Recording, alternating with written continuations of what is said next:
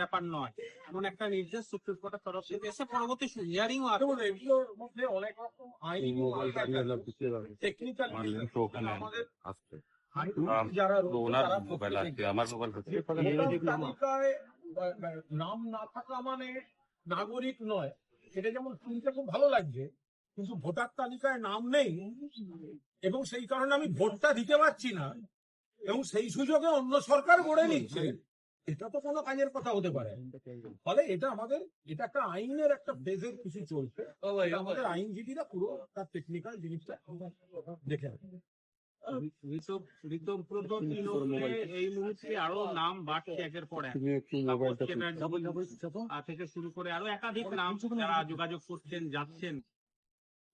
আপনাদের আমরা এসব নিয়ে ভাবছি না, কারণ ওই বালিশ তৃণমূল, এবার সে বালিশ তৃণমূলে যদি কোনো নেতা বা কোনো কেউ পদে ছিলেন বা কেউ কোনো কিছুতে ছিলেন, তারা কেউ কোনো ব্যক্তিগত চাপে বা ব্যক্তিগত অঙ্কে যাচ্ছেন, কিন্তু সারা বাংলার কর্মীরা, তৃণমূল কংগ্রেসের কর্মীরা, সমর্থকরা, বাংলার মানুষ, তারা মমতা বন্দ্যোপাধ্যায়ের সঙ্গে থাকছেন। মানুষ বিচার করবেন যে 21শে জুলাই মমতা বন্দ্যোপাধ্যায় ডাকে যাবেন নাকি মমতা বন্দ্যোপাধ্যায়কে বাদ দিয়ে যাবেন। বাংলার মানুষ জানেন এর উত্তরটা কি, তৃণমূল কংগ্রেসের কর্মীরা জানেন।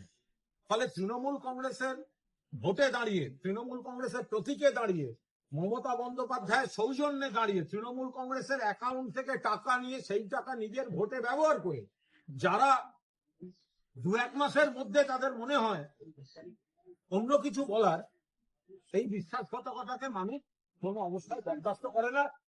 ওদের বালিশ তৃণমূলে কে যাচ্ছেন বা না যাচ্ছেন সেটা সম্পূর্ণ গৌণ বিষয়। মূল তৃণমূল কংগ্রেস মমতা বন্দ্যোপাধ্যায়ের নেতৃত্বে যেরম ছিল, যেরম আছে, তেমন ভাবেই থাকবেন। এটা আমাদের প্রতিপক্ষের পৃষ্ঠপোষকতায় চক্রান্ত করে তারা জানেন আসল ভয়টা মমতা ব্যানার্জিকে, আসল ভয়টা তৃণমূল কংগ্রেসকে। সেই জন্য এইসব বালিশ তাকিয়া এইসব নানা রকম দিয়ে বিড়ম্বনায় ফেলার চেষ্টা, এসব করে হবে না। মদন মিত্র আজকে আপনাকে আপনার বিরুদ্ধে একটা ভবিষ্যৎবাণী করেছেন, আপনি খুব যদি তার আগের অংশটা আমি যেটা বলেছি না বলে মদন মিত্র যদি সেখান থেকে শুনতে পান, আপনার কানের ডাক্তার দেখান। আপনি বলার পরে মদন মিত্র সেটাকে কাউন্টার করে, তারপরেও আমি সাংবাদিকদের রিয়াকশন দিয়েছি। আপনি বেছে বেছে শুধুমাত্র একজনেরটা আমায় জিজ্ঞেস করছেন কেন? এবং আমি একা কি বলছি বড় কথা নয়, উনি একা কি বলছেন বড় কথা নয়, দুজনের সামনে দাঁড়িয়ে আমি বলেছি যে আমার যেটুকু বলার, অর্থাৎ আমি কিন্তু কারণ অনুপস্থিতিতে বলিনি, আমি সামনে দাঁড়িয়ে বলেছি। আপনারা সেটা শুনতে পেলেন না, কে কার গাছের ডালে, কে কার সমুদ্রের তলায় ফিসফিস করছে, সেইগুলো আপনি আমাকে রিয়াকশন নিচ্ছেন। আমি কুণাল ঘোষ পরিষ্কার বলছি, মদন দা আমাদের সকলেরই প্রিয় ছিলেন, এই নিয়ে কোনো সন্দেহ নেই, কিন্তু বৌদি মানে মিসেস মদন মিত্র আর মদন দা ছেলেদের নামে নোটিশ আসার পর ওনার ডায়লগ পাল্টে গেছে। সে আমি কি দায়িত্ব নেবো সেই ডায়লগে? মদন মিত্রই তো বলেছেন রেপিস্ট কে, মদন মিত্রই তো বলেছেন আমি মমতা ব্যানার্জিকে ছেড়ে যাব না। একটা চিঠি এলো এজেন্সি, সেই চিঠিতে মদন মিত্র স্ত্রী এবং ছেলেদেরকে ডাকা হলো। তারপর যদি কারণ বয়ান বদলে যায় তাহলে সেই বয়ানকে ওই চিঠির অ্যানেক্সচার হিসেবে ধরা উচিত, তার বেশি কোনো বাড়তি গুরুত্বের জায়গা।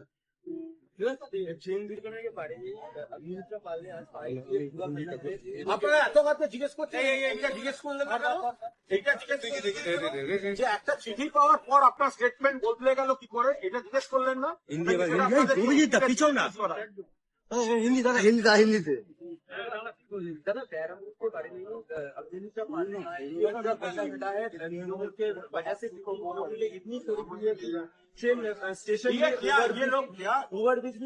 ये लोग क्या पागल है?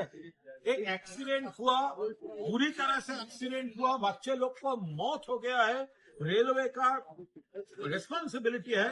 तो जो भाजपा लीडर जो तृणमूल तृणमूल तृणमूल तृणमूल बोला है, तो भाजपा को स्टेट में रेल एक्सीडेंट क्यों होता है? तो भाजपा के स्टेट में, गुजरात में या महाराष्ट्र में वो ब्रिजेस कोलैप्स कर रहा है, सेतु ब्रिज कोलैप्स कर रहा है। क्यों कर रहा है? एक के बाद एक एट्रोसिटीज अगेंस्ट वीमेन क्यों हो रहा है? तो आप पहले तो आपका गवर्नमेंट, आपका रेलवे आप संभालिए, फिर बाद में ये सब मैलाइन करने का बात बोलेंगे। दादा सिटीजनशिप को लेकर के जो सुप्रीम कोर्ट का ये है, क्या कहेंगे इस पर? देखिए चल रहा है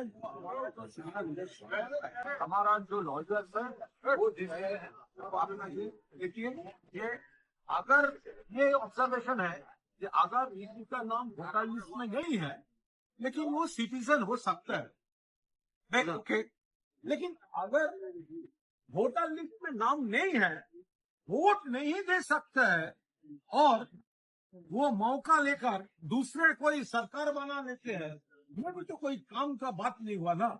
इसीलिए हमारा सीनियर तो लॉयर्स है, लीगल को वो सब दादा केंद्र सरकार एक लॉ ला रहा है जिसमें वंदे मातरम को लेकर के अगर कोई हम मिसबिहेव सब कर लोग वंदे मातरम को रिस्पेक्ट करते हैं और वंदे मातरम को रिस्पेक्ट करना भाजपा से हमको नहीं सीखना पड़ेगा। वंदे मातरम हमारा सांसों में है।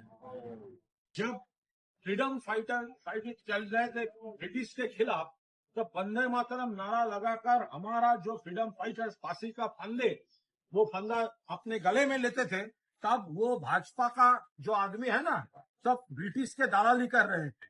तो वंदे मातरम को रिस्पेक्ट करना हमको किसी से सीखना नहीं है। हम लोग वंदे मातरम को रिस्पेक्ट करते हैं। वंदे मातरम हमारा सांसों से है। हम यही सीखा है। हमारा जो भी स्पीचेस होता है वो है, जब हम खत्म करते हैं, जय हिंद, वंदे मातरम, जय बांग्ला, ये वंदे मातरम हमारा सांसों में है। Thank you.